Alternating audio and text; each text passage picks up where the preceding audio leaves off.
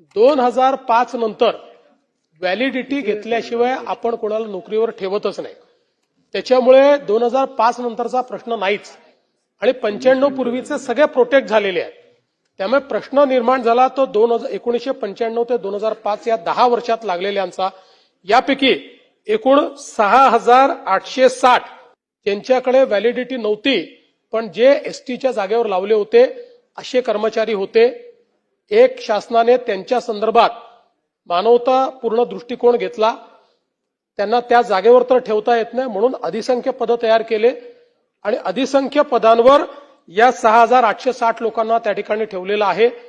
त्यामुळे त्यांना त्यांची नोकरी संपेपर्यंत ते पद राहील. त्यानंतर ते पद व्यपगत होईल आणि जे एसटीचं पद आपण रिकामं केलं त्या पदांना भरण्याची आपण सुरुवात केलेली आहे. त्यामुळे कुठल्याही परिस्थितीत आदिवासी समाजावर देखील अन्याय हे सरकार होऊ देणार नाही.